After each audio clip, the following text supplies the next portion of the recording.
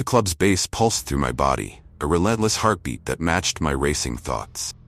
Neon lights flickered, casting distorted shadows that twisted familiar faces into grotesque masks.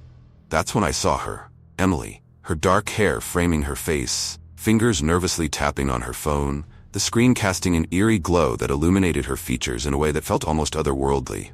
I approached, feeling an unsettling sense of déjà vu. "I'm Mike. Can I buy you a drink?" She looked up, a mix of caution and intrigue in her eyes. Emily, and why not? We talked and danced, the world around us fading into a blur. But beneath the surface, something felt wrong. The laughter around us echoed too loudly. The lights flickered with a life of their own, and the air was thick with a scent that reminded me of something rotting, like fruit left to decay in the summer heat. Then she stumbled, her face draining of color. "I need some air," she gasped, clutching my arm. Outside, the cool night air hit us like a slap, but it didn't clear my head. The streetlights flickered ominously, casting long shadows that seemed to stretch and curl like fingers reaching for us. Emily leaned against the rough brick wall, her breathing ragged. A tall figure emerged from the darkness, his presence sending a chill down my spine. "Victor?" Emily's voice trembled. "What are you doing here?" Victor's eyes locked onto mine, cold and knowing. "Walk away, Mike. You don't know what you're getting into."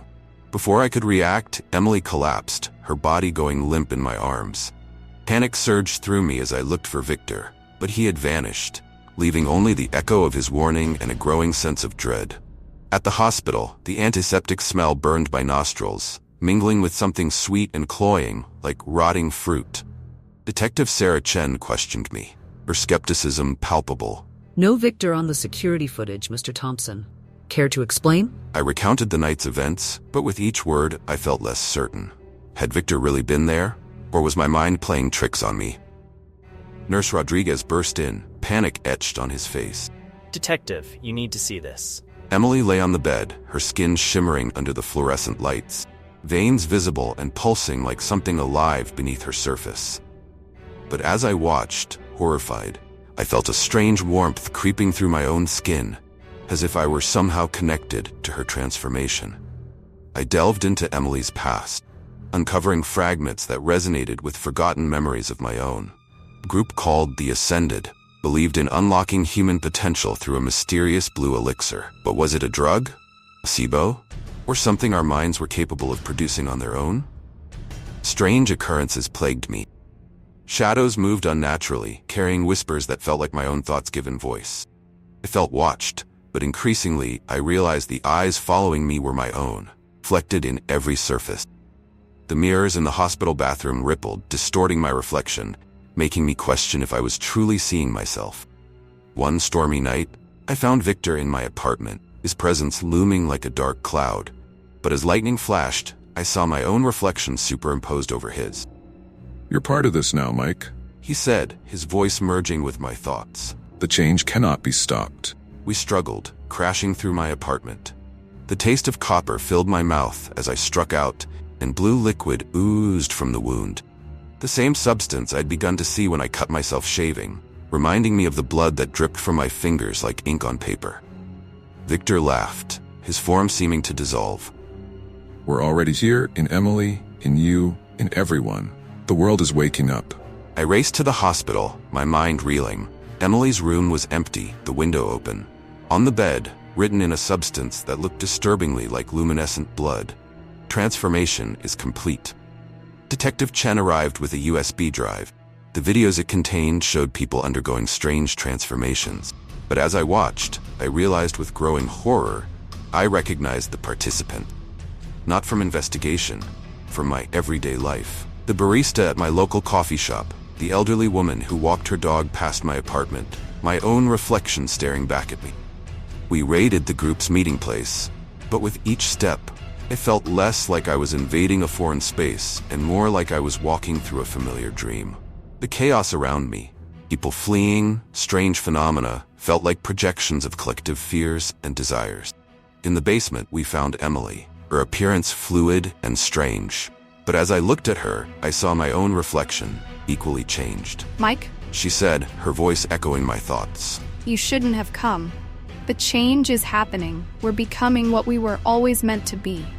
As the building collapsed around us, I felt something fundamental shift inside me. The world blurred, reality bending like a fever dream. Walls pulsed like a heartbeat, and the very air felt alive, whispering secrets I couldn't quite grasp. I woke up in a hospital bed, days later. Detective Chen was there, telling me it was over, that we'd stopped the group. But as I looked out the window at the city beyond, I saw a world transform.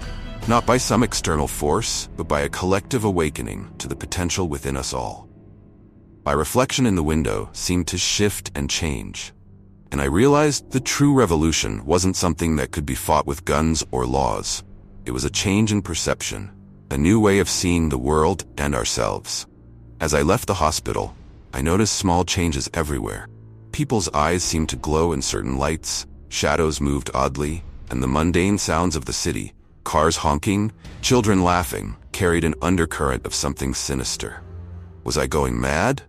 Or was I finally seeing the world as it truly was? The true horror or wonder wasn't some external threat. It was the realization that everything we thought we knew about ourselves and our world might be on the verge of changing, and it could be happening right now to anyone, even you.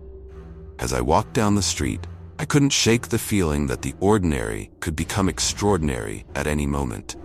Flickering streetlight, a whisper in the wind, the way shadows seemed to linger just a bit too long. The world was full of hidden truths, and I was left to wonder, what was safe and what was not? What lay beneath the surface of our everyday lives, waiting to be uncovered?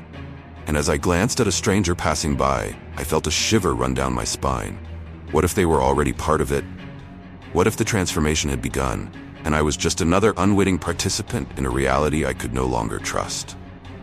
As I turned to leave, the last thing I saw was my own reflection in the shop window, a reflection that smiled back at me, but it wasn't my smile.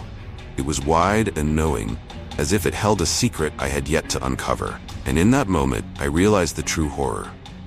The monster lurking beneath the surface wasn't just in the shadows. It was me.